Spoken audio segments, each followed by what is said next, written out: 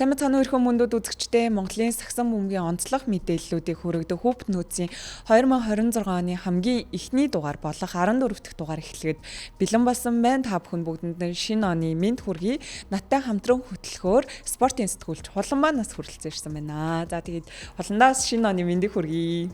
За намайтай болон нийт Премьер Спортс телевизийг үзэж байгаа бүх үзэгч нартай 2026 оны шинэ жилийн баярын мэндийг хүргэе. За тэгээд өнөөдрийн Хүүбт нөөцийн дугаарч гэсэндээ улирлын хамгийн эхний дугаар учраас арай онцгой байх болно. Тэгэлгүй яг бид нэр өмнөх 7 хоногийнхоо мэдээллүүдийг онцлог мэдээллүүдийг хүргэдэг байсан болвол энэ 7 хоногийн дугаарт 2024-өөс 2025 оны улиралд Монголын сагсан бөмбөгт ямар амжилтууд гаргав, ямар зүйлс одоо онцлог мэдээллүүдээр байгаа вэ гэдэг талаар ярилцах гэж байгаа шүү дээ. Тэгэхээр өнөөдрийнхөө дугаарт хоёулаа ямархуу сэдвийн талаар ярилцах вэ?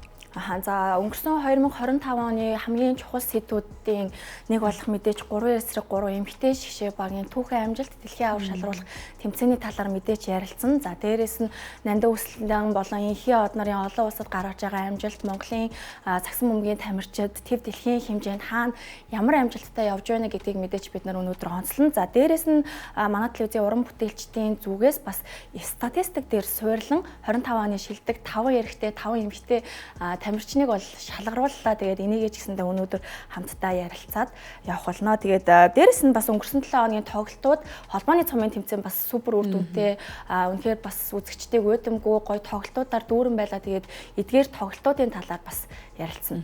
Ярих зүйл бол маш их байна. Хамтдаа хоёр зочинтойгоо эргэж уулзаад тэгээд ярилццгаая.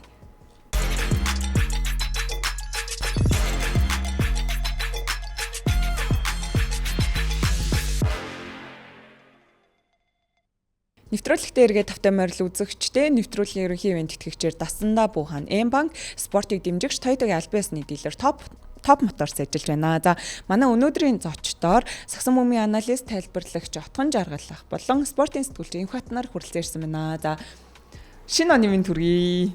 За хоёр бүсгүүдэж гисэн шинэ оны мэндийг хүргэе. За баярлалаа. За өнгөрсөн 7 хоногийн тоглолтуудаас ер нь өнөөдрийнхөө хүүбийг эхлүүлээд тэгээд дараа нь шилдэгүүдийнхаа талаар ярилцсанаа. Тэгээд ривал гэж бид нар ярьдаг нөгөө найз хүлгүүдээс гадна энийг барах давах хэмжээний нэг ривал ер нь сүүлийн яг нэг жил үүсчээд байна шүү дээ. Эпс хүлгүүд гэсэн. Тэгээд энэ хоёр маань бас яг холбооны цомын тэмцээн дээр учирч таарлаа. Тэгээд хэр тоглолтоо үзв, хэр хүлээлтэнд хүрсэн тоглолт болов гэж хамгийн ихэнд асуумаар байгаа. За ривал гэж ихлээд үгүйсээ хэлэх юм бол ер нь одоо Монголын сагсан бөмбөгт байгаа топ 4-5 багууд хоорондоо бүр ривал болчихлоо. Тийм ээ. За тэрний нэг нь Эпс гэж хэлж байгаа шиг байна. Бусад багууд ч байгаа. За яг цомын төлөө тэмцээн гэх юм бол биднээс мэдээж финалийн тоглолтыг ярьж байгаа бол үчиг эхний ээлжинд тэр хүртэл замнал хоёр баг маань нэлээд хүн тоглолтуудыг хийсэн гэдэг бас онцолж хэлмээр байна. Тэрүүгээр бас маш сонирхолтой байсан. За эхний ээлжинд мэдээж анх удаага ийм өргөн форматаар зохион байгуулагдж байгаа сагсан бөмбөгийн холбооноос зохион байгуулж байгаа зөвхөн Монгол тоглогчд болон Монгол дасгалжуулагчдын гэдгээр бол маш онцлогтой байлаа. За өрсөлдөөн бол маш өндөр болсон. Өмнө нь яг ийм холбооны цомын тэмцээний одоо форматаар те одоо хож эсвэл гэртээ ярьж гэдэг юм уу? Энэ форматаар хамгийн сүүлд хизээ яг дотоодын тэмцээн болж ирсэн бэ? За би яг тэрийг бол мэдэхгүй байна. За ер нь яг лигийн тоглогчдыг хамруулаад зүгээр дөхүүлэх маягаар лигийн тоглогчдыг оруулаад сонирхчдын багтаа нэг 2-3 лигийн тоглогч авч болно гэд би өөрөө тоглодог байсан үндсг нь бол Спартак гэж болдог гэсэн. 2001 оны үед. За тэрнээс бусдаар би бол одоо яг тийм гэж дата хэлж чадахгүй. За тэгэхээр хэдүүлэн хамтдаа хайлайт бичлэгийг үзцгээе. За энэ өдрийн тоглолт хэрхэн болж өнгөрвөө? Маш гайхалтай 6 онооны зөрүүтэй л үү да тий. 16 5 минутад SJ Eps бүр барьж авсан. Тэгээ ийм сонирхолтой тоглолт болсон. Бараг 25 оны улирлын хамгийн онцлог тоглолт гэж хэлж болохоор тоглосон шүү дээ тий. Тийм. Манай ажлын нэг залуу яриа байжсэн л та. Үдж жагаад өөр юм хийчээд ирсэн чинь оноо нь яваагүй байсан гэсэн. Тэгээ бүр шокнд ороо. Тэгээ эн чинь нэлээ олон минут шүү дээ. Тэг ер нь иймэрхүү зүйлийг ойрд бид нар хараагүй юм байна. Тэгээ тэр хамгаалтыг бас гол нь магтмаар байна. Тэгээ оноо авахгүй удаж байна гэдэг чинь тэр хэмжээнд хамгаалт маш сайн нэгт байгаагийн илрэл юм болов. Og ягчийн тоглолтыг бүр гэртээ байж байгаа диско арена дээр ирж үзсэн.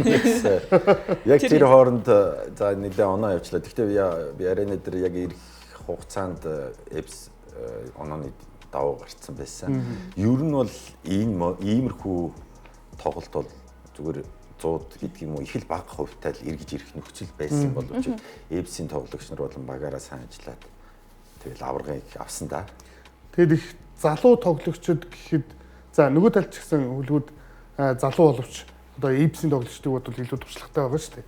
Тэнгүүт Эбсийн хувьд бол маш тайвнаар мөнх баяр, өлзий орших за тэгээд нэмээд га эрдэнэ гэдэг тэр тоглогчид сэтгэл зүй ерөөсөө унаагүй ингээд тоглолтын төгсгөлд ороод ирсэн.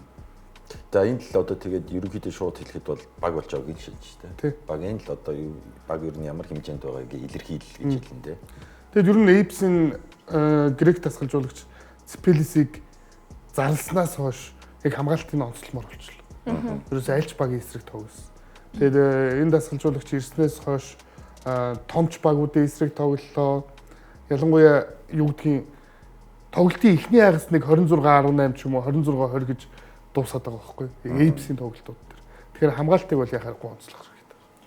Эбстэй бас нэг анзаарагдаад байгаа хамгийн чухал юм нь мөнх төвшөөх байгаад байна л да. Яагаад энэ хүнийг 100 авчирсан бэ гэдгээл яг цомын тэмцээн дээр бол бүр утгаараа нотолчлоо л гэж бодоод байна. Тэгээ одоо энэ нөгөө 89 оны бидний супер гэж ярьдаг үеийнхэн чинь цөөрөөд нэг цөөн тоглогч нар л үлдчихэд энэ хоёр туршлага аваад ирсэн байна. Энэ хоёр туршлага нар нь яг л нөгөө залуу хүмүүстэй айгуу гоё урмаар тэтгээд гаргаад ах шиг тий. Тэгээ бас баясгалан дасгалжуулагч дээр ч гэсэндээ ярмаар энэ Монгол дасгалжуулагч нар дундаасаа ерөөхдөө яг энэ цомын тэмцээнээр онцороод гараад ирлээ л гэж бодож байна. За одоо яг нөгөө лигийг авч үзэх юм бол цөөн хитэн гадаад Монгол дасгалжуулагч нар байгаа. Гэхдээ тэр Монгол дасгалжуулагч нар дундаа одоо гадаад дасгалжуулагчтай ажилласныхаа дараа ямар чанартай болж чадсан бэ? Тэднээс юу сурсан бэ гэдгээ ерөнхийдөө яг харуулчлаа л да. Тэгээ өмнө нь бол яг харуулах боломж олдохгүй байгаад байлаа шүү. Бид нар бас мэдэхгүй байгаад байлаа шүү. Надад бас Эбс дээр SJ дээр онцлог тамирчин гэвэл ялчгүй ган эрд юм шиг санагдаж байгаа. Өмнөх тоглолт дээр ч гэсэн бас нэг нэмэлт цаг гаргаад хождог тоглолт дээр нэмэлт цагийн шийдэлтийг ган эрд хийснээр бага маш сайн сэргийж чадсан байдаг шүү дээ. Тэрэн шиг одоо саяниас яг хайлайтыг үзэхэд бүр нэлийн уналтад орсон байсан багийг ган эрдний 3 шидэлт ер нь бол сэргээгээд түүнээс хойш одоо оноо авалтууд ингээ үргэлжилсэн байгаа байхгүй юу? Яг би одоо зүгээр өөр тогоонд нэг жоохон явж байгаагийн хувьд бол бүхэл одоо та хэдий ярьж байгаа өнцгүүд бол факторууд бол чухал. Гэхдээ энэ бүх факторууд нийлжээж цөм болж байгаа гэдгийг бас ойлгох хэрэгтэй. За хоёрдугаарт хамгийн чухал асуудал юу гэхээр энэ жил хамгийн сайн хөдөлгөөн хийсэн баг нь бол Эбс. За зөвхөн оноо авч байгаа гэдэг юм уу тодорхой эмоц үзүүлж байгаа байршлаар нь үзэх биш. Ер нь баг өөрөө бүх байршил дээр нэгдүгээр сайн тоглосон. Хоёрдугаар шинэ баг бүрдэж байгаагийн дараагийн асуудал бүх дасгалжуулагч нарын мэддэг нэг өнцөг бол 3 сар болчлоо. Одоо ер нь бол ямар баг хэрвээ хүчин чадал нь бол яг зангидж эхэлдэг үе. Тэгэхээр яг энэ моментууд нь Эбсийн хувьд бол таарчлаа гэж би бас харж байна. За нөгөө талаас нь мэдээч энэ олон жил бас далимдуулаад хэлэхэд үнэхээр бас хичээл зүтгэд гаргасан бас мөнгөчингээ аваа гэж утгаа ах хоёрт бас баяр хүргэмээр байна. За дахиад хэлэхэд бүх ярьж байгаа өнцгүүд зөв. Тиймээ маш олон факторууд байгаа гэдгийг харагдахгүй факторууд байгаа. Тэр факторууд өнөөдөр яг гарах цаг нь болсон гэж хэлмээр байна. Тэгвэл одоо ийм нэг өнцөг байгаа байхгүй. Одоо огийн хатаа суугаар ингээд өнцөг яриад. Яг энэ одоо бүх зүйл зэгцрээ тий. Дасгалжуулагч юу гэдгийг тоглогчид багийн уур амьсгал зэгцэрж байгаад ахлах дасгалжуулагч солигдоод ороод ирэх юу өөрчлөх вэ? Өөрчлөн. Мэдээж ахлах дасгалжуулагч болгон өөрсөн гэсэн харах өнцөг гэдэг шиг байгаа. Зүгээр би бодож байгаа өнцөг юу вэ гэхэлэр одоо Эбсийн өмнөх гадаад дасгалжуулагч Бразил мэрэгчлэн ч гэсэн муу ажиллаагүй. Тэр бол маш одоо юу гэдэг дараагийн дасгалжуулагч ирээд ажиллах амархан нөхцөлийг буюу маш олон сорилтуудыг хийц учраас дараагийн дасгалжуулагч орж ирээд сорилт хийх биш. Харин энэ асуудал ингээд нэг тодорхой мэдээлэлтэй орж ирж байгаа болохоор бас нэг өөр үзгүүд одоо бас шинээр хийж байгаа дасгалжуулагч нар одоо алдаа оноогийн сайн харцсан учраас шийдвэр гаргахад амар болов гэж хэлдэг. Эбсийн дасгалжуулагчийн сонголтын дээр би бүр вау гэж бодсон байхгүй юу? Яагаад тэгэж бодсон шалтгаан нь болохоор Метал Эбс 2 өнгөрсөн жил 7 тоглолт гаргасан тий. Тэр дасгалжуулагчийн бүр тарих толгойг нойргүй хонтол зовоож исэн хүн чинь өөрөө яг ингээ амар сайн мэдж байгаа багийнхаа айгүй сайн судалсан багийнхаа эсрэг хүрээд ирж байгаа учраас би бол металлд ажиллаж байсан учраас эпсийнхнийг маш сайн мэдж байгаа байх. Тэгэхээр одоо ингээ улирлын ийм эзэгтэй мөчөд цоо шин Монголын лигийг мэдэхгүй мэрэгчлэлтний гадаадаас авчих бол хэцүү шүү дээ.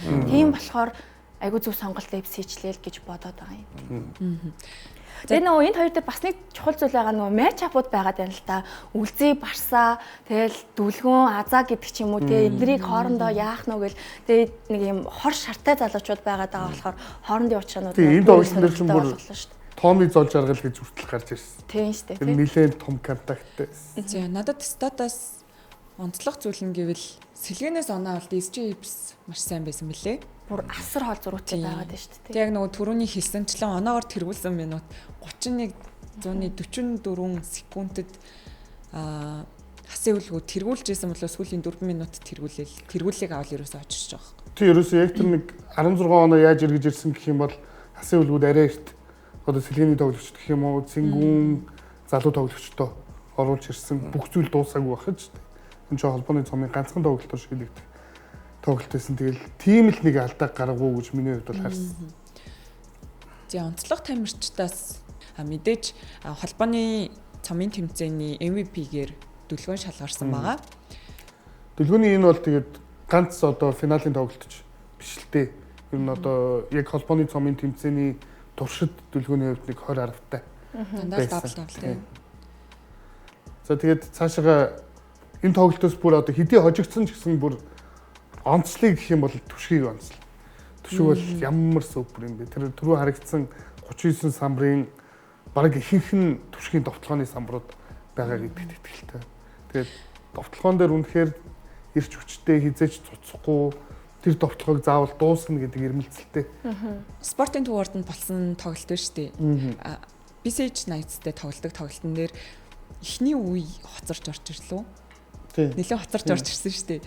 Тэгэнгүүтэл бүр баг орж ирээ суугаад шууд коуч гаргаад тэгэл орсон цагаасаа хойш зүгээр оноог бол үнэхээр түүжсэн. Мөнх хоёрыг бас онцлохгүй байж болохгүй байгаа. 3 өр багта 3 өр цом өргөчлөө. Тэгээд медалийн цомын одтой л хүүхд юм байна те. Тэгээ ер нь Эпсийнханда Премьер Спортсын уран бүтээлчдийн зүгээс бас халуун баярыг хүргэе маш удаан хүссэн хүлээсэн тэр цомоо авсан баг. Тэгээд бас гоё хожлыг авлаа те. Тэгээд FC фэнүүд ч гэсэндээ бүр дүүрэн байсан. Сарал Эрдэнэчин бас ер нь 3 жил дараалал цом өргөж байгаа юм л шүү дээ. Хүлгүүдтэй 2. Одоо сая 3 дахь жилдээ орж ирээд цомын тэмцээний медаль. Тэгээд бүгдд нь баяр хүргье. Үнэхээр сэтгэл догтлуулсан гайхалтай мөчүүд байсан шүү. За бидэнд бол ярих маш их зүйлс байгаа. Энэ удаагийн дугаар. Тэгэхээр дараагийнхаа онцлог тоглолтыг хүргэе. Pirates Улаанбаатар Amazons-ийн бас цомын тэмцээн байгаа. За энэ дээр бол Pirates маш сайн тоглосон гэж хэлж болно. Маш ойрхон зөрүүтэй байсан. Энэ хоёр багийн огтуд чи яг л нөгөө Монгол улсын шгшээ багийн бүрэлдүүлдэг хоёр багийн огтуд л байгаад байгаа шүү дээ. Ерөөдөө дийлэнх нь. Тэгээд Amazons зүгээр миний харснаар гэх юм бол энэ тоглолтод ариун цэцэг хулан гэдэг хоёр гавьяат сайн тоглосон. Нэмээд Amazons-ийн хувьд бол будагтай талбайд самбарт баг зэрэг илүү байвуудаа л гэж харсан да. Баатрин Болор Эрдэнэ гэдэг одоо хүчин зүйл үнэхээр том нөлөө болсон энэ тоглолтод. Улирлын туршид нөгөө бидний яриад байгаа гол юм нь Amazons-ийн хожлын цувралыг аль баг зогсоох вэ? Amazons-ийн легионрууд хүчтэй байна. Дандаа зөв сонголт хийж байна. Сүүлийн жилүүдэд гэл энийг хамгийн их яриад байгаа. Тэгэн гурцаа легионрууд нь байхгүй. За тэгвэл эмэгтэй шгшээгийн дасгалжуулагч нь байхгүй. Ингээд дам Монгол бүрэлдэхүүнээрээ тоглонгорт яаж тоглох вэ гэдэг чинь айгүй чухал байгаадсан байхгүй юу? Тэгэн гурт Amazons-ыг дам монголчуудаараа тоглосон ч гэсэндээ үнэхээр л одоо сайн тоглож чадах хэмжээнд дасгалжуулагч нь бүр ийм хэмжээнд бэлдсэн юм байна. Нөгөө улирлын тоглолтуудад бол бүр эцсийн шүгэл дугуйх хүртэл бараг 50 оноос салчаад хахад л дайрцгаагаал яадаг үстэй тий. Тэгээ яг тэрнийх нь хэрэг нь л яг энэ дээр гарлаа гэж би бол харсан. Таны хувьд энэ дээр ямар дүгнэлттэй байна? За би одоо нөгөө баг дотор ажилладаг хүний хувьд энэ нэг л бүхэл биеийн процессын ажлууд тийм ээ. Amazons-ийн хувьд бол одоо доктортойгоор бараг 4 жил ингээ яг багаараа явчихуу та. За тэгээд эмэгтэй баг талаасаа одоо зөвхөн эмэгтэй баг талаасаа ярих юм бол яг юм доктортой байгаа багийн тоо бас нөгөө талаас бас манай талд энэ бол тэгтээ шүүмжлэл биш. Энэ бол зүгээр бодит байдлыг ярих юм бол бас жоохон багуудын цөөхөн байна тийм үү. Одоо ганц нэрээ авч үлдэж байгаа нэг түүхэн байгаа. Нэлээд олон жил докторт. Тэгтээ түүхнүүд бас гол тоглогчдод одоо Pirates гэдэг Монголын тал тоглогч солилцсон байгаа. Гэхдээ ер нь бол яг яалтчгүй одоо сайнны хувьд бол сайн хинж маргахгүй. Бусад багууд ч гэсэн одоо ажиллах ёстой өнцг нь юу гэхээр тоглогч дээр ажиллана гэдэг баг дээр ажиллана гэдэг нь тодорхой цаг хугацаа шаарддаг.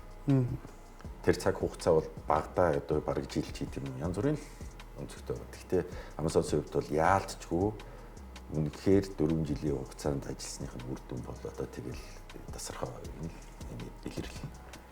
Тэгээд энэ юуны 29-ний өдөр чи ерөөсөө манай сэтгүүлч оргилж хийжсэн. Өнөөдөр сэлэнгийнхний үдш байлаа. Эргэлэгчийн цомдлчин сэлэнгийн бүх төрүүлээд тэнгууд ариун цэцгийн тоглолтын дээр бүр ямар статтай байсан мартчих. Холын шийдэлтийг баг 50% тай. Арай 50% өрөө. Тэгээс эндээс онцлог нь бол бас хурдан довтлогоноос авсан оноо 23.5 гэдэг бас нэлээд өндөр үзүүлэлт харагдаж байна. Эсвэргээрээ Pirates багт сэлгэнээс оноо авалт их өндөртэй байсан бас харагдаж байна. Сэлгэнээс бол тэгээд энэ тоглолтод чинь үлэмж сэлгэнээс тоглосон байх. За нэмээд булбулын оноонууд орж ирнэ. За хурдан довтлогоон дээр ярихад яг тэр болор цэцгийн нэг тийм bullet pass гэж ярьдаг да одоо. Бүтэн талбайг туулсан дамжуултууд за нэмээд одоо болор эрдэнэ тэр хурдан гүйлтүүд гэхэд эдгээр л нөлөөлж байгаа болоо да. Яг нь ер нь тэгээд хамгаалалт сайтай баг яадаг вэ гэхээр хамгаалтны хавхал гэж одоо биднээс хэлээд байгаа шүү. Хамгаалтанд орууллаа, тэр бөмбөг аллаа, хин урагшааг өгөхөд тодорхой л байдаг. Тэгээд нэгдүгээрт бол ёстой энэ хүмүүсийг бэлдсэн би бас нэг нэмээд хэлэхэд ундрах тасгалж болох бас баяр хүрмээр маш олон жил явсан. За мэдээж Амазонсын охтууд байна, супер гайхалтай.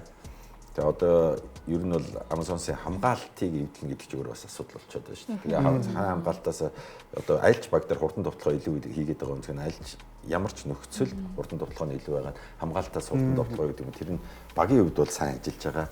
Багийн систем бас сайн ажиллаж байгаа гэх юм. За тэгээс энэ статик харахаар ариун цэцгийн хувьд болохоор бэртлээсээ дөнгөж орж ирээд тоглосон тоглолт байгаа тий. Нөгөө талд бас цацрал маань бас ерөнхий бэртэлтэй минутын хязгаартай тоглож байгаа гэдэг ч юм уу. Тэгмүүд энэ хоёр тоглогчийн хувьд бол бас үнэхээр гайхалтай ур чадвартай санагдаж байна. Яг энэний дараагийн тоглолт дээр хүртэл ариун цэцэг 31 он авсан шүү дээ тий. Гэтэл хүмүүс ярьж байсан яг үүндээ бол хугацаандаа одоо орж ирэх цаг нь бол арай болоогүй байсан. Тэгээд цомын тэмцээний үнэхээр аваргаар шалгармаар байсан учраас орох юм ирмэлцлэр орсон гэдэг ч юм уу. Нэгдүгürt тамирчийг эрсдэлүүлж байгаа. Ер нь бэртлийн одоо бүрэн тэгж идэх байх тоглолтод орно гэдэг бол эмчийн зөвшөөрлөөр л орж байгаа гэж бодож байна. Тэгээд үнэхээр цом өргөхийг хүссэн л байна да. Amazon дээр бүр ингээд 25 оны туршид бодож явсан нэг зүйлээ хэлчихэл гэж бодлоо. Одоо холбооны цомын тэмцээний зохион байгуулж гин бүх зүйлүүд сайжирж гин төвшөндөө сүүлийн хэдэн жилүүдэд гэхдээ зүгээр үргэлж бодогдоод байгаа нэг юм нь Монголын дээдлийг заавал цалингийн цэцтэй байх ёстой. Тэгжээж л өрсөлдөөн нь илүү тэнцвэржих ёстой болов. Зүгээр яг фэний зүгээр өнцгөөс ярих юм бол сэтгүүлчийн өнцгөөс биш шүү. Фэний өнцгөөс ярих юм бол Amazon-с баг зэргийн бутралт, таралт явагдчихэж эмэгтэй дээдлийн өрсөлдөөн илүү сайжрах юм шиг зүгээр надад санагдаад байдаг байхгүй юу? Энэ тал дээр та ямар бодолтой вэ? Тэрийг би сонирхож байна. За ерөөсөө хоёр хөл өнцөг байна. Нэгдүгээрт одоо чиний хэлж байгаа нэг өнцөг байна. Хоёрдугаарт нөгөө агууд нь эсвэл сайжраад эсвэл одоо яах вэ? Яг энэ жилийн хувьд бол Amazon-с байдгаараа байна. Би тийм учраас түрүүн эмэгтэй баг дээр нэг эхлэлт хийсэн. Одоо итүүгэнгээ багийг аваад үзье. Финалж исэн багууд аваад үзье, тийм үү? Энэ хэд маань өөр бас задарчаад байна л да. Тийм байна. Тэгэхээр эсэргээрээ цөмөрөө яадаг гэвэл мэдээж нэгдүгээр сайн хөвгтөд чинээс доороос гарч ирэх хэрэгтэй. Хоёрдугаар түрүү жилдээ харьцуулах юм бол өрсөлдөө үзүүлж исэн баг нь бас нэлээд өндөр өрсөлдөө үзүүлсэн шүү. Тэр хэд чинь өөрөөсөө одоо Pirates гэдэг юм олон баг руу ингээд бас тархачаад байна л да.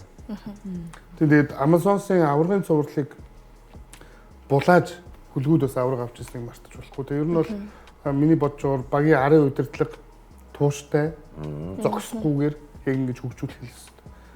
Одоо набах хүртэл хэлжсэн да бид нар бол ингэж урт хугацааны үр шимээ үрдэж байгаа. Яг л энэтэй адилхан ерөөсөө тухайн багийг ирээдүйд одоо том зорилго хараад амжилтанд хүргэнэ л гэсэн бол өөртөө нэг ганц 2 жилийн амжилт биш 5-10 жилээр нарч байгаа. Магадгүй амны хөвлгүүд тараагүй бол энэ жил Amazon-стай ямар өрсөлдөө үзүүлээд энэ хоёрын хооронд юу болох байсныг энэ хожигдлгүй цуврал зогссон байх байсныг ч гэсэндээ үгүйсэхгүй л байна. Ястаа хэлж мэдэхгүй. Гэхдээ ямар ч байсан ямар өрсөлдөө үзүүлж ирснийг бид мэдээд байгаа учраас тэр point дээр л одоо пункт дээр л тулгуурлаж хэлээд байна л да. За тэгэхээр хэдүүлээ хамтдаа 2025 оны онцлог үйл явдлуудаас харцгаая. За хамгийн ихний онцлог үйл явдал бол яа харахгүй 3 эсрэг 3 охтын маань мөнгөн медаль хүртсэн. За тэгээд хэсэг байна. 6 сарын төгсгөлийн 7 хоног тий. Нөгөө сууж үзэх боломжгүй тоглолт гэж байдаг бол яг эднэр л байсан баг та. Тэгэд яг энэ Улаанбаатарын төв хэсгийн ойр орчим дах бүх одоо үзүүлэх боломжтой газар бол бүр пиг дүүрсэн байсан. Ямар ч орох боломжгүй. Бүр үнэхээр гайхалтай юм ч гэж бас хэлж болно. Энийг та тухайд үзэж байхад ер нь яг юу мэдрэгдэжсэн бэ? Одоо юу мэдрэгдэхгүй үлгэршгэл бодчихсон. Ер нь бүхэл саксон бөмбөг сонирхогчд баг яг үннийг хэлэхэд ийм хүлээлт бол байгаагүй миний. За яг эрэгтэй эмэгтэй баг 3 харьц 3 дээр харьцуулах бол эрэгтэйгээсээ хүлээлт байсан миний хувьд шүү. За тэгэл яваал байсан за хөө хаа гэж ерөөсөө бүр үнэхээр нэрээ огшиж үтсэн лээ. Би угаасаа энэ тоглолтуудын бүгднгийн энэ юунаас үтсэн л те. Одоо манай энэ оргил мөгийн тайлбар бүр яа. Ойлаалгаа ерөөсөө. Тэгэд бид ингээд шууд амжилтынхаа баг дундаа ярьж ирсэн. Бүр тэмцээний дараа нэрээ байхдаа ч ингэж олон хоног дараалж ойлж үтсэнгүү гэж. Бараг 7 хоног байсан нэр. Өдрөө болгоо байсан. Одоо ахаад үзэхээр тэгээд аврагын төлөө гарч байгаа агшин байгаа даа шүү дээ. Польшиг хоцсон тоглолт. Тэгээд энэний өмнө Америкийн нэгдсэн улстай Америк өөрөө саксон бөмбөгийн спортоор яг ямар төвшний улс үлээ. Тэндээс эхлээд бараг бидний хувьд авраг байсан байхгүй юу? Тэгсэн чи явсаар хагаад бүр мөнгө авсан шүү дээ. Америкийг хожихт нь л би зүгээр энэ бол хангалттай гэж дотроо хэлж ирсэн болохоор тэнд бас тухайн үеийн одоо байсан хүмүүс ярьж байхад хүртэл онолтууд маш амар өндөр түвшний багууд болж таарсан. Тэгэл энийг харахад л бүгдээрээ за ерөнхий шийдэгчч те манай хүмүүс за залуусаа л үзье гэдэг бүр ярианууд хүртэл явж байсан шүү дээ. Тэгээ худалчунд бол баг хятадыг давах уугүй юу ч гэж ярьжсэн шүү дээ. Тэгээ одоо эрэгтэй дээр бол яг харамсалтай нь манай нэг тоглогч мэртцсэн тий одоо чухал тоглолтууд дээр уураас бас яагаад ч үлээ. За эмэгтэй бол зүгээр айгүй чухал бодож байгаа юм ихлээр манайх бусад бүх багуудаас ер нь урууд унтчаар нам байсан. Тэгээ би одоо мэдээж холбооны энэ метрошгүй зөв зохион байгуулалтад явж байгаа процессын үр дүн нэгдүгээр холбооны. За хоёрдугаар дасгалжуулагч байна. За гуравдугаар би бас онцолж байгаа яагаад манай хүмүүс нам мөртлөө тоглоод байна гэхээр биеийн бэлтгэл их сайн байсан. Тийм ээ. Зоцолд одоо тэр өндөр хүмүүстэй мөргөлж байгаа ч гэсэн тэрийг давж туулна гэдэг чинь бас л маш өндөр биеийн бэлтгэлтэй байна шүү дээ. Тэгэхээр энэ бол манай энэ дөрвөн хүн бол маш сайн байсан. За онцлог бас зүйлүүд бол бүгд шийддэг. Торгуул сайн шийдсэн. Торгуул бүгд 3 шийдэлт. За ерөөсөө тэгэл энэ бүгд бол тэгэл нийлээл ерөөсөө зуны үед бол үлгэршил байлаа та. Сэтгэл зүй бас айгүй ялч өндөр байсан тий. За тийм мэдээж үүний артлаас манай Монгол тоглогчид импорт тоглогчоор гадаад руу их явдаг боллоо. Тэгээ түүнээс онцолбол бас Вьетнамын дээдлэгт 4 тамирчин маань явсан байгаа. За эндээс хамгийн эхлээд дөрөвдөл одоо BCH Knights тоглож байгаа мөнх төр Dolphins гэд багт орсон болвол хүлгүүдэд тоглож байгаа Тэмүүлэн маань Saigon Heat, Металд одоо тоглож байгаа Санчир маань болохоор Ho Chi Minh City Wings тоглож байгаа. Тэгээд бас нэг онцлог нь оюутны лигээс дээдлэгт тамирчин дэвширч тоглосон маа. Тэгээд тэр бол Хотгоны их сургуулийн шигшээ багийн тамирчин Чимболт. За тэгээд ер нь бол миний бодлоор өмнө нь бол би ингээд яг тоглогийн санчир ах их ч юм уу тий. Ингээд явж тоглохоор боллоо. Гадаад тоглохоор боллоо. Гэхэд л ерөөсөө ямар гайхалтай юм бэ гэж бодож байсан байхгүй. Одоо тэгэхэд ерөөсөө нэг хэдхэн жилийн дараа шууд 4-4 Монгол тоглогч цаашлаад бүр 5-6 ч тоглогч ингэж гадаад тоглож байгаад бол үнэхээр баяртай байсан. Гэхдээ яг энэ дээр биднээс энийг онцолж байгаа жилийн гэдгээр онцолж байгаа. Яг үүх түүхээсээ ярих юм бол хамгийн анх явж байсан Шарвах баг. Чехад очиж тоглож байсан. За тэгээд миний мэдж байгаагаар яг Баттөр бас Чехад очиж нэг тоглосон баг. Анх явж гадаадад бол Лигоноор нэг явжсэн. За тэгээд Шарвахын түүхийг бол хүн болгон мэдж байгаа байсан. Тэгээд Голден юу лээ Америкийн нөгөө нэг шоу тийшээ явж тоглож байсан. Тэгэл тэрний дараа Санчер эднээс гэл ингээл ороод эхэлж ил гэж би харж байна. Шарвахын түүхийг илүү тодор үзхийг хүсвэл YouTube хуудсан дээр one on one Төмрахын YouTube байгаа. Тэрэн дээр л Шарвах бүр амар гоё тодор ярьсан бэл. Энэ бид ч орох боломжтой байсан гэж ярьж байсан. Тэгээ сая бол зөвхөн Вьетнамын лиг руу явж тогсон төвийг онцлоо. Дээрээс нь Япон, Солонгост ч гэсэндээ байгаа инхи одыг мэдээж Тайванд байгаа. мартаж болохгүй Тайванд байгаа. Ер нь маш олон байна. Тийм. Энэ нь болохоор яг зөвхөн 25 онд очиж тоглосон тоглогчдыг онцолж байгаа шүү. За тэгээд дараагийн одоо 25 оны онцлог үйл явдал гэвэл Итүүгийн хэрвсүүд, оюутны лигийн Итүүгийн хэрвсүүд Азийн оюутны аврах 4-р байрт орсон байгаа. Тэгээ AUBL гэдэг энэ анх удаага зохион байгуулагч байгаа тэмцээн.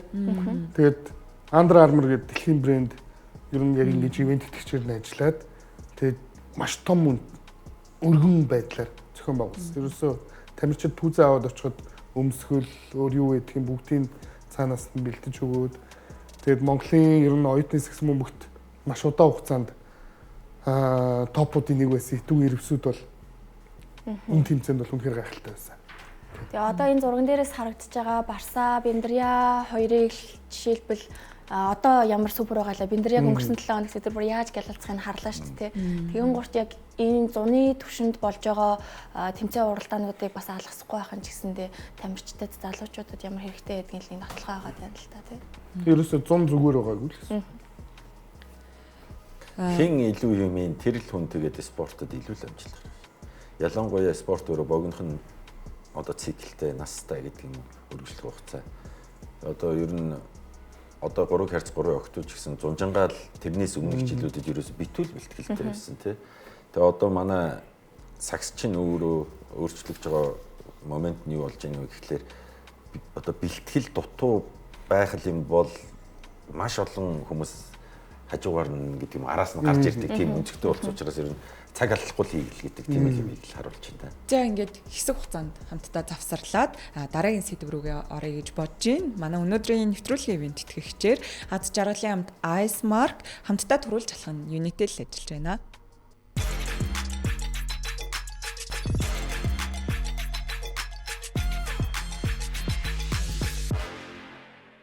Нэвтрүүлэгтээ эргээд тавтай морил үзэгчтэй нэвтрүүлгийн ерөнхий ивент итгэгчээр дижитал аялын ихтгэл түнш IT Zone IT-ийн бүх хэрэгцээг IT Store-оос. За, үргэлжлүүлээд ярихад мэдээж бид нараас 2025 оны онцлог тамирчтай бол яхахгүй дуртахгүй өнгөрч болохгүй.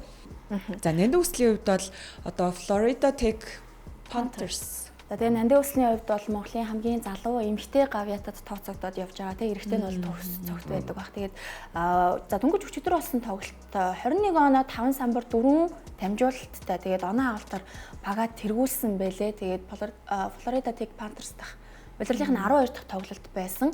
За энэ улиралд дундчилж байгаа оноо нь бол биднэрт харагдаж байна. Ерөнхийдөө тоглолт болгонд ер нь багаа оноо авалтаар тэргүүлээд багийнхаа гол тоглогч нь болцсон явж байгаа. Тэгээд энэ үзүүлэлт нь үргэлжилсээр байх юм бол мэдээч NCAA 1-р дивизонд бид нар харах боломжтой. Одоо бол 2-р дивизонд тоглож байгаа. Тэгээд нандин үслэг өмнө ч гэсэн нэг удаа хэлжсэн. Тэгээд WNBA-д тоглох мөрөөдөлтэй охин гэдгийг монголчууд маань тэр чигтээ мэдэх бах. Тэгээд WNBA-д бол 24, 23 настайдаа нэлийн хоошоогоо драфтлах боломж бол байгаа. Тийм учраас насан залуу учраас энэ жил энэ ирчээрээ явах юм бол дараа жил 1-р дивизон, тэрний дараа жил WNBA-д орох мөрөөдөл нь биелэх бүрэн боломжтой байгаа гэж ойлгож байна. Ер нь бол тэгээд миний боддог нэг юм байдаг.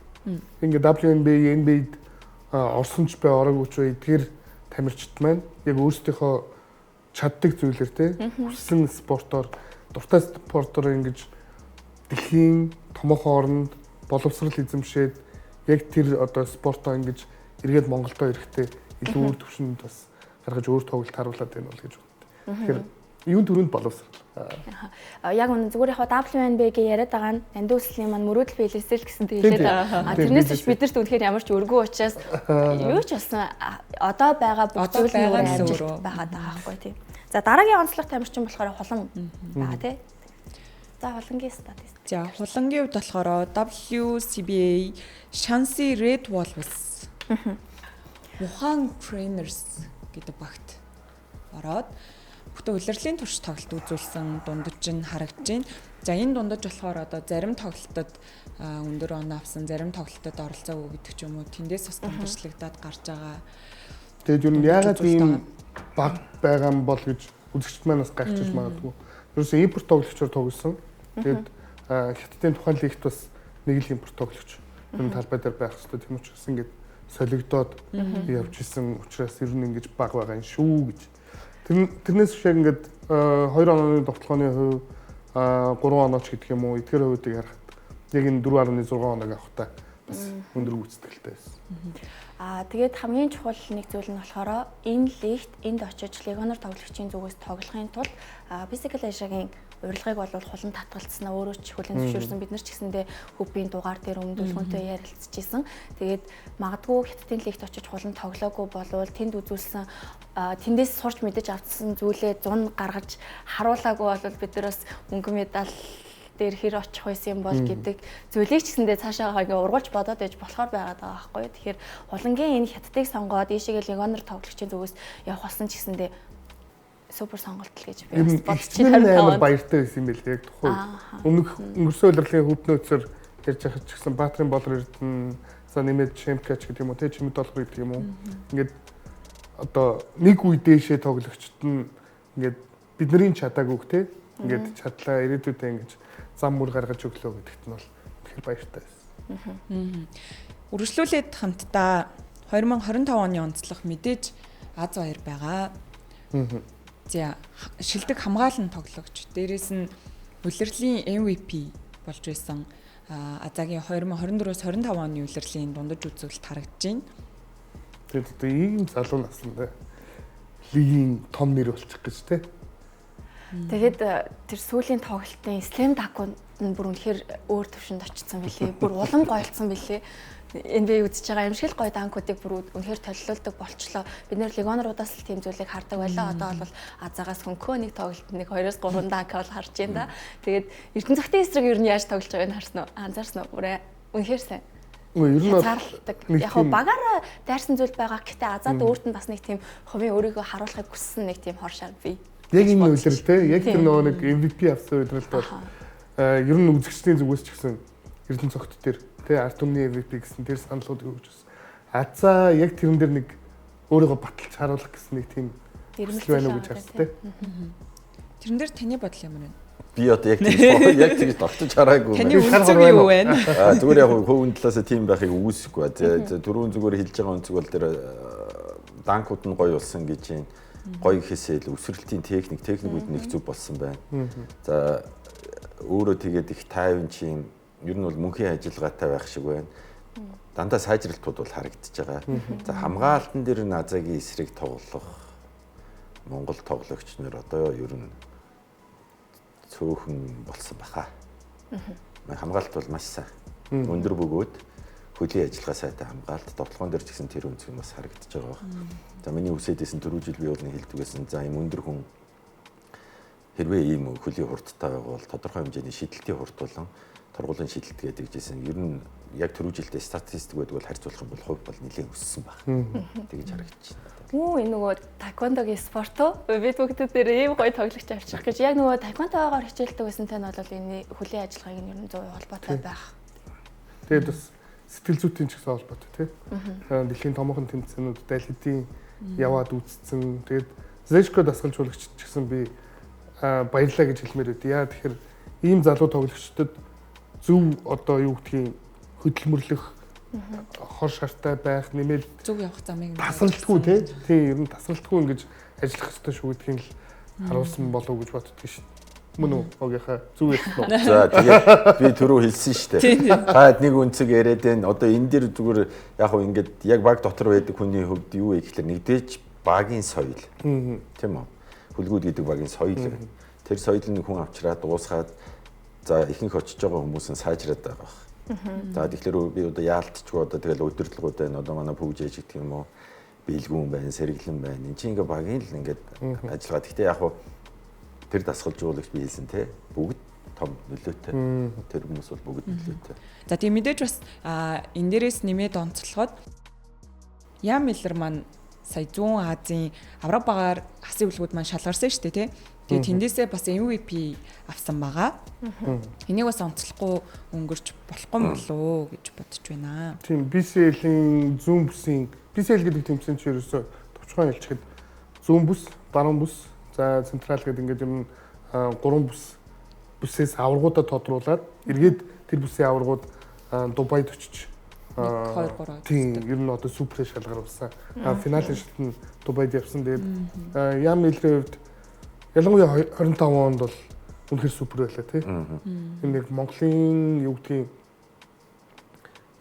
тэр нэг ярилцлагын сонсоход л ерөөсөө ойлгомжтой. Монголын саксын бөмбөг өөр шүү одоо та бүхэн анхаарах болсон шүү гэдгээс л юм их хайр татсан да. Бас өмнөх улирлын онцлог гэвэл гавьятууд маш их төрсөн. Тэрийг ч бас өмнөх дугаарууд дээрээс ярьсан. 3-3-ын охтууд маань бас гавьят боллоо, санчир ах маань боллоо, бэлгүү ах маань боллоо, Отгонбаяр ах маань боллоо.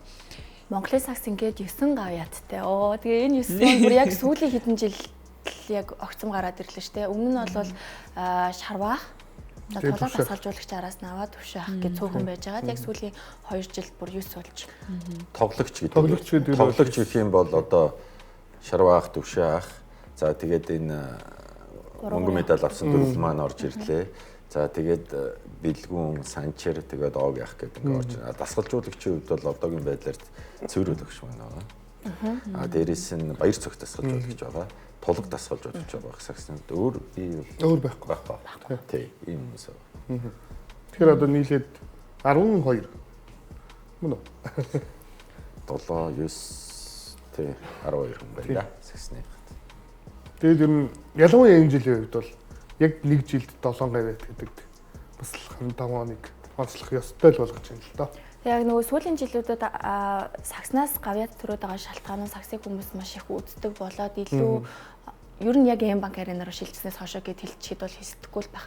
Тэрнээс өмнө гавьятууд ямар спортоос төрдөг байсан бэ? Бүх жуудаа, буудлага юу байдаг чи бусад спортуудаас гавьятууд төрөөд байдаг байлаа.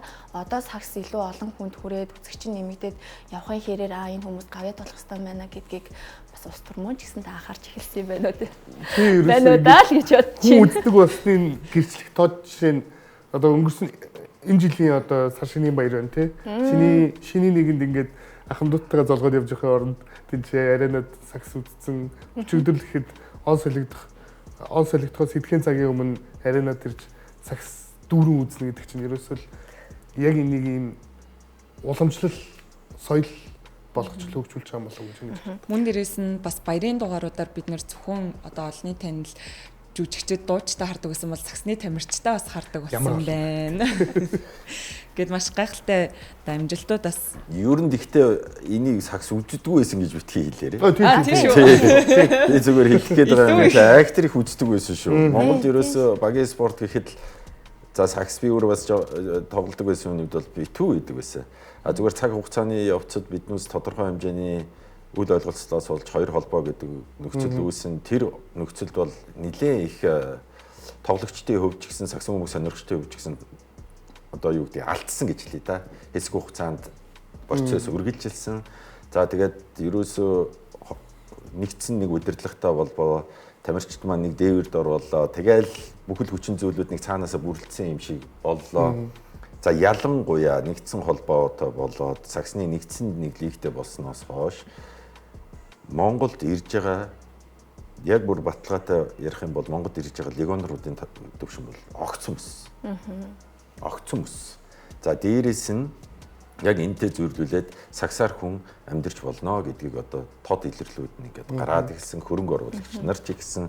За одоо нэмээд ингээд бүр лавшруулах юм бол засгаас гаргаж байгаа бодлогоч дайггүй болсон. Орлогын албан татврын нэг хүртэл хувийг дүүцүүлэх хувийг олимпийн төрлийн спортод оруулж байгаа бол хөнгөнөлнө гэсэн. Одоо багууд хүнээс очиод юу гэдэг нэг хөрөнгө оруулаач гэхэд нэг нүүр бардам танах ингэж байгаа бол энэ нэг хуваа гэдэг.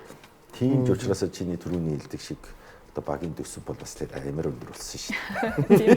Тэгээ нөө одоо багийн фэнүүд бүр легионерыг бол голж эхэллээ. NBA-ийн төвшний легионер ирнэ гэж ярьж хахад манай үлцэн оршихтой энэ чи байрал булаацсан таахгүй гэж ярьж байгаа жишээнд үйл явдлууд өрнөд арилтаад.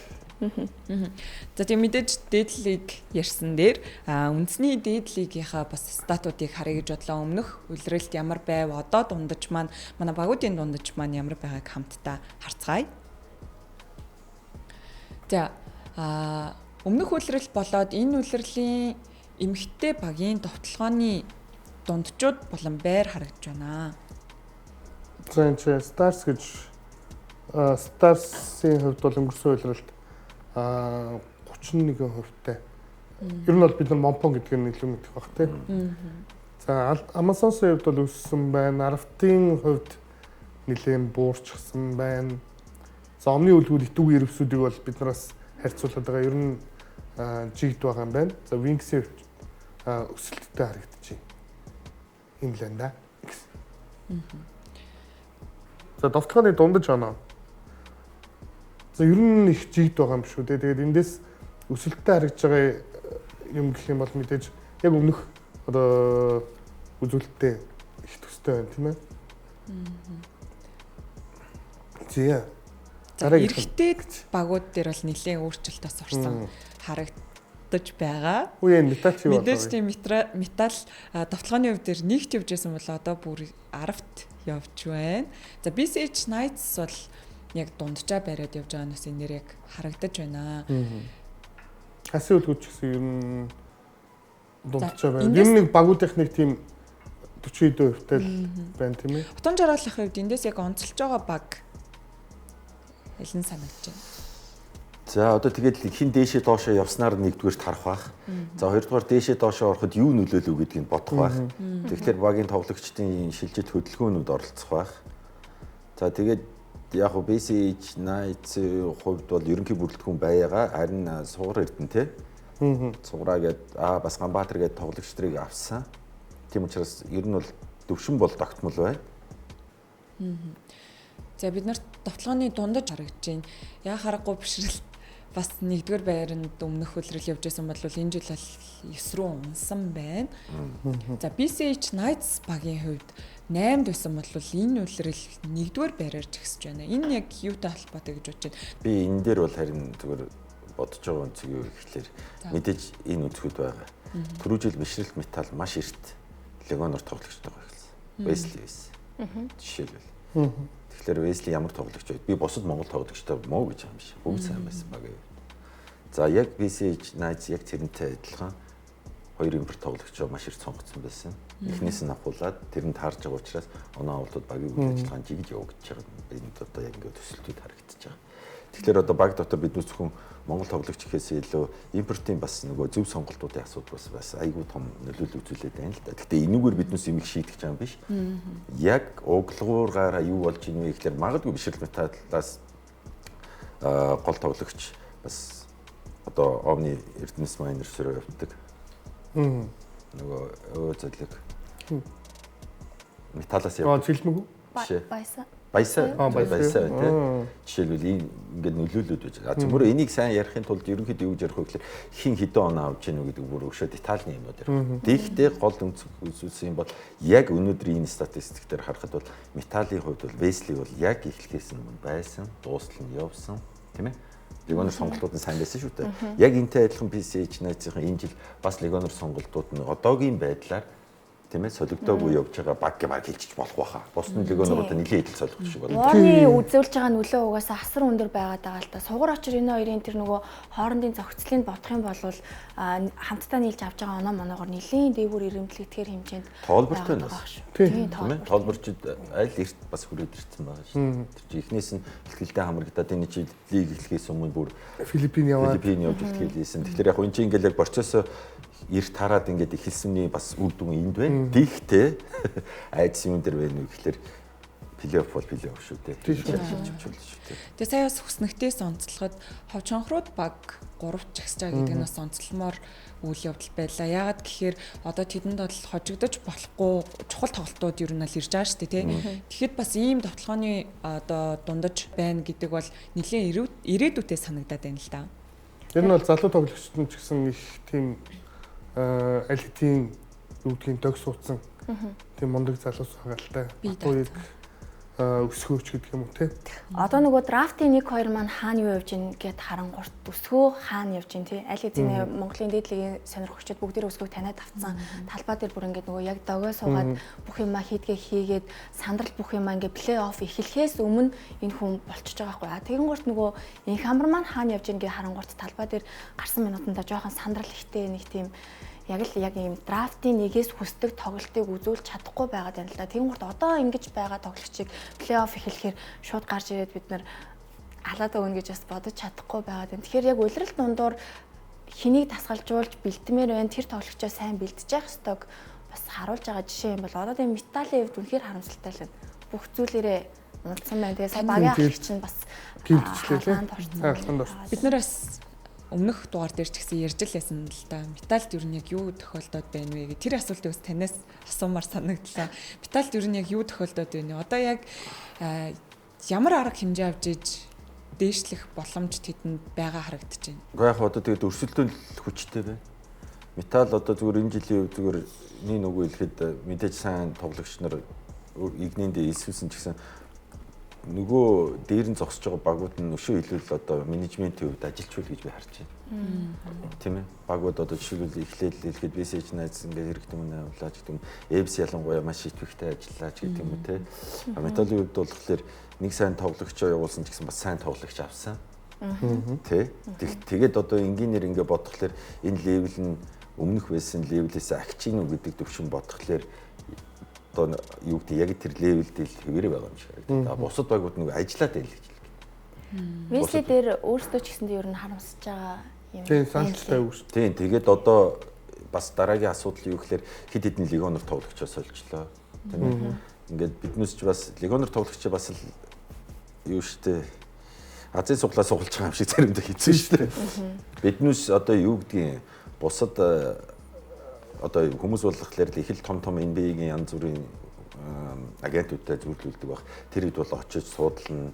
За юу гэдгийг бүр тоглохоос өмнө тоглолтуудыг очиж үзэн хэд хэд удаа ярилцсан. Мэдээж биднээс тэрийг аль болох хийхин тулд тоглогчтойгоо нэг ярилцсан ингэ тэглэж гисэн хүн авчраад тодорхой хэмжээний өөрчлөлтүүд гардаг л байна. Манай Монголд яг тийм скаут гэдэг юм яг хэрэгтэй юу, хэрэггүй юу гэс дээрээс нь тийм тэр тал дээр илүү бас дэлгэрэнгүй яривал дэлгэрэнгүй ч байх үедээ биднээс нэг тэгвэл грек контрактныхаа үед маш сайн зөв ойлголттой байх хэрэгтэй. Грек контрактнасаа болоод хин хичнээн сайн хүн авчирсан ч гэсэн грек контракт дутуул байх юм бол хүн л болсон хойно мөнгөний төлөөд авчирч л илүү санал тавьсан бол тийшээ явах хандлага маш өндөр шүү дээ. Тэгэхээр ерөөсөө грек контракт яг тэрнтэй адилхан скаут гэдэг ер нь цаад утгаар бол агентууд байлгах гэдэг. Одоо миний мэдж байгаагаар холбооноос бас тиймэрхүү сургалтууд явагдах эхэлж байгаа. Одоо бас явагдаад зарим гадагшаа суралцаар явсан байлээ. Тий, тэр бол одоо айгүй чухал болчиход. Энэ маань одоо тэгэл нөгөө борцоос сайн хөгжил явж байгаа учраас биднээс ч гэсэн одоо юу гэдгийг цаг хугацааг алгасч чадахгүй яг л энэ борцоосоо даваад туулаад явж байна. Дараа жил ихэд биднээс агенттай болсон өшөө гоё өөрчлөлтүүд гэдэг юм уу. Биднээс одоо багийн эзэдүүд ч гэдэг юм уу хөрөнгө оруулсан нэр 50 байдалд гэрээ хийдэг ч гэдэг юм уу болчих байхаа. Баясаах нэг NBA токен нэг дугаар дээр ярьсан байсан. NBA-ийн тоглогч нарын гэрээ контракт ийм зузаан. Хэддэн сэлгээнд, хэддэн гараанд талбай дээр хэдэн минутыг өнгөрүүлэх ёстой. Тэдээстэй тоглолтод заавал оролцож энэ мөнгийг авах гэсэн тохиолдолд энэ бонус. Манай Монгол тоглогч нар дээр тийм зүйл огт байхгүй байгаад байна. Металл дээр бүхэл бүтэн Сүхбаатар сольж авсан юм чинь драфтын нэг удирдлагынгаа ашиглал та тий. Маргадыг аваад ирсэн бол маргадтай хорших тоглогчийг авчрал та тий. Тэгээ нөгөө тэр Висли дээр өөртөө харамсаж байгааг нь ерөөхдөө ард нь ажилтдаг хүнээс сонсохны ч гэсэндээ ерөөхдөө аваад үлдчихгүй яавтаа гэд харамсаж л байгаа юм бэл. Олон тасгалжуулагчаа сольж гин 3 солив уу? Тий. Ягонор бас ирж очих гэсэндээ нэлээд асуудал үүсгэлээ шүү дээ. Би бол зүгээр спилэс тасгалжуулагч дээр арай түргдчихүүл гэж бодсон юм. За дараагийн нэг зүйл гэх юм бол агент скаут хоёр бол хоёр тусдаа өөр ойлголт байгаа. За скаутын хувьд тухайн тоглогчийг судлах, эргээд тэр тоглогч аль хэмжээнд тоглож болох, аль хэмжээнд тоглож чадах гэдгийг прогнозыг гаргаж ирэх юм уу та. Ур чадвар дээр суурилсан. Тийм, ур чадвар дээр суурилж тий. Тэнгүүд агент болохоор тухайн тоглогчийн эрх ашигыг хамгаалах эргэцэн үр. Тийм, эргэцэн үр юм. Нэг ийм хоёр өөр ялгаатай. Тэгээ хоёрч тоглогч дээр ер нь яг металл дээр гэрээний асуудал бол үүссэн. Сарвал нөгөөх нь баясаа. Бид нар ингээл бичлэг үзэж байгаа л бүхэл коуч нар бичлэг үзэж байгаа л авчирчтэй штэ. Тэгэл ирээд харангуут форум амар муутай байдаг гэдэг ч юм уу, зарим тамирчид бүр бэртлээ нугаад ирсэн гэдэг ч юм уу. Иймэрхүү асуудлаас болоод багийг алгах одоо эсрэгээрээ маш одоо муу үзүүлэлт гаргах гэдэг ч юм уу. Иймэрхүү одоо аюулууд гарч ирдэг. Уг нь бол одоо ихэнх багууд хурж ирэнгүүт нь эрүүл мэндийн үзлэгтэл оруулаад байгаа л да. Тэглэж гисэн бас гарахгүй юмнууд бас байхыг үгүйсэв л дээ. Ер нь бол ихэнх багууд тэгж байгаа. Тэр эрүүл мэндийн одоо наазахын тим юм болчиход байгаа.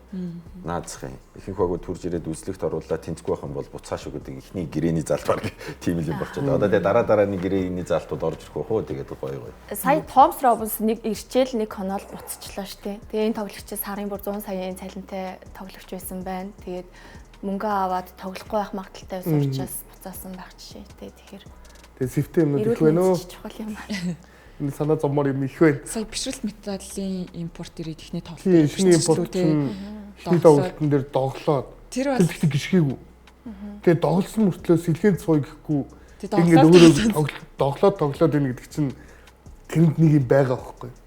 Тэр тэгтээ бүр гайхалтай. Тэгээ яг тэр тоглолтыг үзэл би бүр яг дотроо бишрэлт металл нэрээ яг юу тохиолдоод байгаа юм бэ? Яагаад авчирсан бүх коуч гэдэг ч юм уу те. Ер нь яа тийм амар тийм. Яг металлын дараагийн тоглолтоос лаарыг те. Яг тухайн тоглогчийн бэртэл гэмтэл нэг тухайн үед одоо доголсон үйл явдал юу болсон бэ гэдэг тэгэл дараагийн тоглолтоос л харах байх.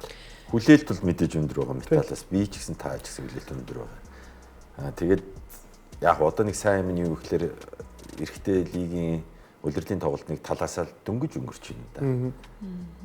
Талаасаа дөнгөж өнгөрч байна. Тэгэхээр асуудал бол байгаа нь үнэн асуудлыг засах бүрэн хугацаа байгаа. Тэгэл одоо цөмөр харна да. За тэгээд өнөөдрийн хамгийн чухал хэсэг рүүгээ орцгоо. Энэ бол Премьер Спортс телевизийн уран бүтээлчдийн зүгээс статистик дээр суурилж гаргасан шилдэгүүд байгаа шүү. Тэгээ хамгийн ихэнд шилдэг эрэгтэй 5-ыг харцгаая. Тэгээ ерөнхийдөө энэ зууны солилцоо 8-тай их л холбоотой санагдсан да шилдэгүүдээ. За энэ статистикийн харвал 24-с 25 оны онооны дунд харагдаж нэмээд яг энэ оноог авахтаа өндөр хөвтэй довтлсон тоглогч. Тэгэд энд бас нэг тоглогч онцгой байгаа нь Батуйг. Үнэхээр одоо юу гэдгийг өнгөрсөн улирал бол TLG-ийн олон хожлын бас гол тоглогчтой нэг байсан. Батуйгийн хувьд 20 оноо дундчилсан гэдгийг би ингэж анзаарч харж байгаагүй байна. Тийм. Ерөөсөө Эрдэнэ цогт тэгээд өнгөрсөн улиралд яриад байснаас биш Батуйгийг ингээд Эрдэнэ цогтын дээр гарчихна гэж бодсонгүй. Окей. Яг энэ чи зөвхөн оноо авалтаараа шүү дээ. Тийм ээ. Би оноо авалтаараа гэдэг дээр бол одоо тэгээд энэ чи статистик юм чи юу марах вэ? Та марах гэж юм уу? За дараачих нь болохоор 25-аас 26 оны улирал. Одоо яг явагдаж байгаа улирлын үзүүлэлт бол яа харахгүй дүлгэн маань бол нэгт явж байна. Тэгээ хартлаас нь хоёрт хоёулаа л яг энэ улиралд орж ирсэн юм тоглогчид. Дүлгэн маргад хоёр бол энэ улирлын хувьд бидний яг шинээр танилцж байгаа хүмүүс шүү дээ. Тийм тэгээд юу юм бэ лээ? Яг журмандаа бол руки улирал гэж ярихгүй юм байлээ энэ хоёр тоглогч. Гадаад тоглож исэн. За нэмээд драфтаар ороогүй учраас руки гэж ярьж байна. За. Драфтаар орж ирсэн тоглогчдоос тухайн жилийн рукинууд шалгаруулна. Эдгээр тоглогчд болохоор юу гэдгийг шилжилтээр солилцоор орж ирсэн гэж ингэж тодорхойлогдох. Яг зүгээр нөгөө энэ ч одоо янз бүрийн мэдээлэл ярих юм бол түрүү жил бол дүлгэн эпстийг тоглох гэсэн. Тэгээд нөгөө урилга аваад Америкийн нөгөө коллеж тоглох болоод байсан. За маргад бол түрүү жил Монголын лигт тоглох гээд гэдэг юм уу Монголынхоо лигийг сонирхоод яг түрүү жилээс ирсэн. За тэрэн дээр яг эпсийн бэлтгэл дээр иржсэн би бас яг тэрэн дээр байсан. Ямар юу ямар байна авмаар байна гэсэн өнцгөө хэлсэн. Гэхдээ маргад коллежээс чөлөө авсан байсан учраас тэр чөлөө нь коллежээс өгж байгаа нөхцөл нь улсын шгшээтэй тоглож болно, мэрэгжлийн лиг тоглож болохгүй гэсэн нөхцөлтэй байсан. За тэгээд энэ жил тэр одоо юу гэдгийг коллеж болоод шууд Монголын сагсанд орж ирсэн. Бас яг сонирхолтой үднэсээ хэлчихье. Тийм бас сонирхолтой байлаа. Эпс дүлгэн маргад тоглож болох байсан гэж боддоо. Тэгэхээр эндээс юу харагдаж байна гэхээр эпсийн хувьд яг энэ те улирлын оф сизон үед ч юм уу маш ихтэй ажиллаж байгаа. Ерөөсө бүх тоглогчдын топ тоглогчдын судалгаан дээр байна. Иргэдийн тоглогчдыг ч гэсэн авахд бэлэн байсан байна. Тэгээд энэ тэгэхээр тоглогчдоос надад зүгээр манай үзэгчдийн бас анзаараагүй тоглогч Баясаа юм болов уу гэж харагдав. Баясаа ер нь их тийм чимээгүй оноо аваад яваад байгаа шүү. удирдлагын тоглолтуудад бол их өндөр оноо авч байгаа. Гэхдээ тэгж highlight, spotlight болж харагдахгүй байгаа. Тоглогчдын нэг бол баясаа. Тэгээ нөгөө арга барилын хувьд зохицдог өөрийг нь ч гэсэндээ хамгийн сайн тасгалжуулж удирдах чаддаг хүн дээрээ очичоод тэгэл яг Miners-ийн шинэ үеийн лидерэл зарлаад л тийм л тоглолтуудыг баясаа үзүүлэл яваад байна л да. Яг сайн тал нь юу гэхээр одоо энэ 5 дээр Miners-ийн 2 тоглогч байгаа ч тийм. Тиймээс бас яг харж байлаа. Тэ сайн тал нь. Гэдг нь бас эсэргээрээ яг нөгөө хуучин Miners гэдэг плей-офф дэвгүй шүү л гэж хэлж байна. Одоо бусад багуудад мэдрэгдэх байхаа. За одоо хамтдаа эмэгтэй шилдэг 5 арцгаая. За 2024-өөс 25 оны үлрэлт надад энийг харахад бас яг хуучнаар бол Момпон тий. Яг 24-өөс 25 оны үлрэлт Stars гэж байна та. Энд дээр бол онооны лидерүүд нь тэгээ Хонгос бол 24.8. анх туяа. Тэгэд яг нөгөө нэг анх туяа энэ хоёр чинь юу гэдгийг Pirates болоогүй байх үед бол багийн топ 2 тоглогч байсан байхгүй. Ерөөсөө багийн онооны 50%-ийг яг нуруунд дээр дааж явдаг ийм хоёр тоглогч байсан. Тэгээд ариун цэцэг яг хажуудах тоглогчд нь яг системийн улмаас оноо авах ёстой сайн тоглогчд байгаа учраас л ингээд хоёр руу ороод ирсэн байна л да. Тэгэд бас эндээс нэг зүйлийг харахад Индра яг гитүүгийн ирвсүүдэд ямар илүү үүрэг оролцоотой эсвэл одоо илүү ачаалттай тоглож байгаа нь харагдаж байна л да. Одоо мэдээж Индраг бол одоо хүн Монголын саксон бөмбөг сонирхож бүгд мэдж байгаа тийм ээ. Өвгөлтэй тоглогч. Өвгөлтэй тоглогч. Тэгээд одоо яг итүүгийн дараагийн асуудал нь яг л багууд эмэгтэй багууд дээр бол бас легионер шууд авчраад байдгүй тодорхой хэмжээний мөнгө санхүү янз бүрийн амнаас болоод хойшлуулж авчирдаг.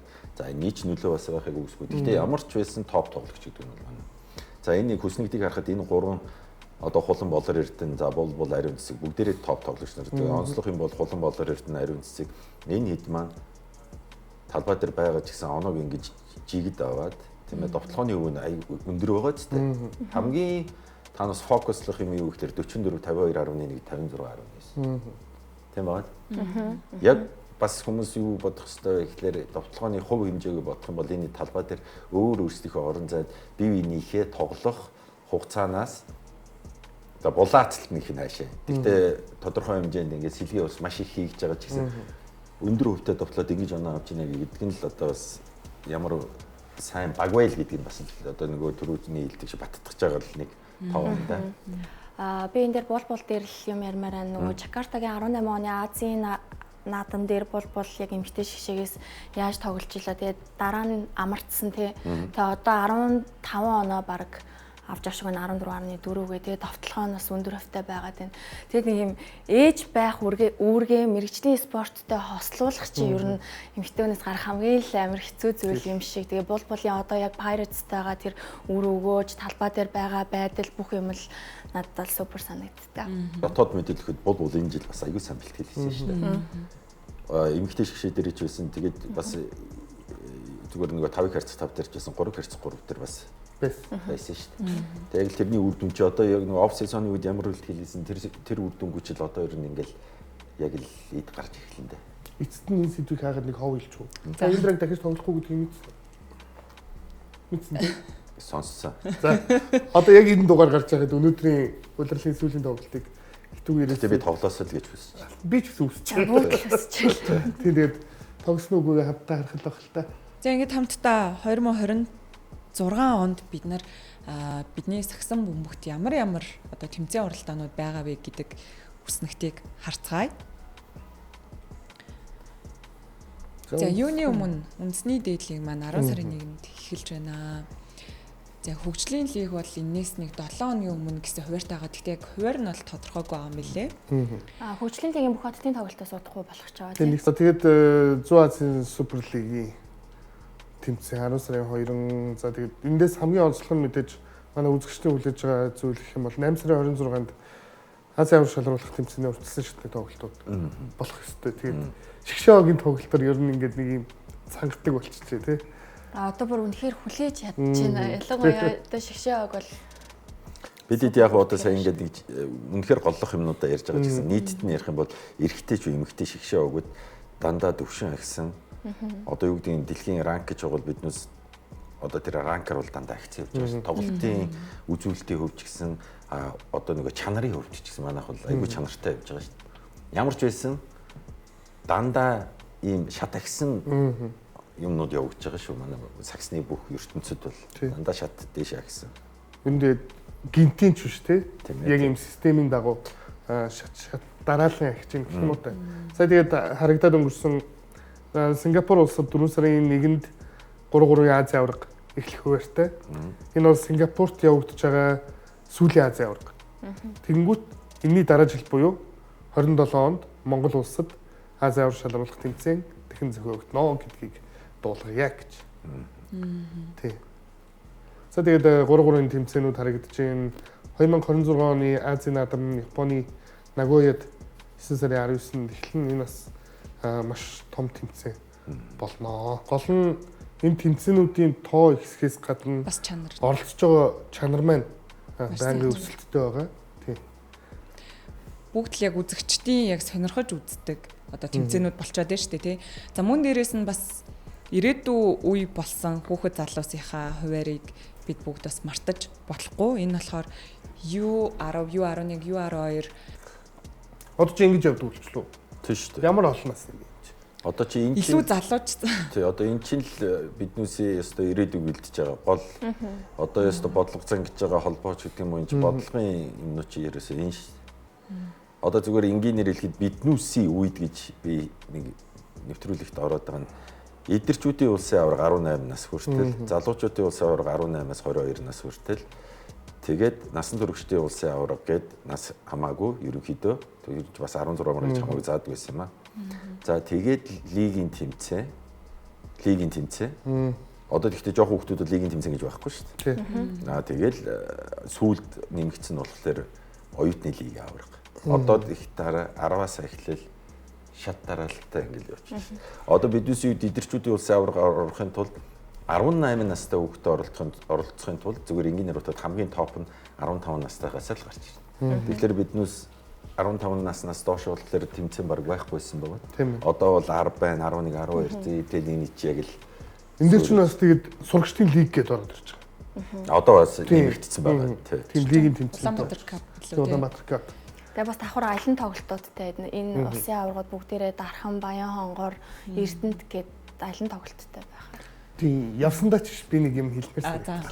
25 онд бас онцлох хөстэй баг гэж байгаа. Миний хувьд 2025 оны онцлог багаар хасын хүлгүүд багийг нэрлэмээр байна. Энэ багийн тухайд Зүүн Азийн Супер лиг, BCL, үндэсний дээд лиг гээд хэдэн тоглолтод оролцсныг би яг ингэж тодорхой санахгүй байна. Гэхдээ маш ахуй хуваартай ч гэсэн маш зөв системээр маш залуу тоглогчдтой зөв бодлохоор явж байгаа юм баг. Тэгээд 25 онд ер нь Монголын сагсан бөмбөгийн нэрийг бас Азийн түвшинд маш өндөр төрөгсөн багуудын нэг бол хасын хүлгүүд баг шүү гэж хэлэх нь зүйтэй. Яалтчгүй одоо өстой бас баяр хүрмээр тийм ээ. Одоо биднээс бол хүмүүс ингэж бодож байгаа маш энгийн жишээ биднээс очоод нутаг дээр авчирч юм Солонгос улсын лиг аврагыг л хожиж байгаа шүү дээ. Клуб. Тэгэхээр энэ бол одоо юу гэсэн үг вэ? Манай дээр том амжилт. Ер нь бол энэ жил бол эмэгтэй манай баг маань 3x3 маань супер байлаа. Том жишээ. За тэрний дараа бол хасын үлгүүд баг клубын хэмжээнд супер байлаа. За нэмэгдэх нь манай эрэгтэй эмэгтэй шигшээ багуудын тоглолт супер байлаа. Одоо та бүгд мэдж байгаа бол манай лиг рүү ирэх сонирхогч одоо легионер гэж ярьдаг. Тоглогчдын төвшин ямар ихтер өсөж байгаа нь өмнө нь зүгээр нэг жишээ хэлэхэд бид авчрыг гэж хүссэн ч тоодгүй үнцэг бас байлаа шүү дээ. Лигийн маань тоодгүй үнцэг. Одоо бол зүгээр гэж хэлэхэд тийм үү тэр шүү дээ хаана ч гэсэн бардамл тийм л болчиход. Ирээ гэж хүссэн ч тоохооргүй ирж дээ. Тэгээ сасын үлгүүдээр бид нар яг хэдхэн дугаарын өмнө хэлжээс яг тухайн үед бол хүснэгтийн нэлээд доогуур жигсэж чад хүү ясын үлгүүч нэлээд доогуур иржтэй гэдэгс чи бүүндээ ярилцчихсан байхгүй. За тэгээл нэг 2 3 7 хоног өнгөрөхөд 2 руу 1 рүү ороод ирд юм дөө гэдэг шиг яг л тэрнийхээ дагуу л явж гин энэ нь угаасаа яа харахгүй форум сайтай байгаагийнх та хоёрын хэлсэнчлэн яа харахгүй үнэн.